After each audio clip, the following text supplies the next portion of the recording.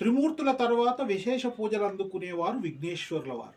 ఏ పని ప్రారంభించినా ఆటంకాలు కలగకూడదని శుక్లాంబరధరం విష్ణు అనే శ్లోకంతో పని ప్రారంభిస్తాం. ప్రతి సంవత్సరము భాద్రపద శుద్ధ చవితి నాడు వినాయక చతుర్థి అని ఘనంగా పండుగ జరుపుకుంటాం. ఇళ్లలో, మంటపాలలో, గుడులలో వినాయక విగ్రహాన్ని ప్రతిష్ఠించి 21 రకాల పూలు పత్రాలతో పూజించి పిండి వంటలను నీటితో చేసి స్వామివారికి సమర్పిస్తారు. మన సౌలభ్యాన్ని బట్టి 1 రోజు 3 రోజులు నవరాత్రులు స్వామివారిని పూజించి నీళ్ళలో ఎందుకు కలపాలి? నవరాత్రులు పూజించినటువంటి పత్రాలన్నిటిని నీళ్లలో కలపడం వల్ల నీళ్లలో ఉన్న క్రిములన్నీ చనిపోయి శుద్ధి అవుతాయని ఒక భావన.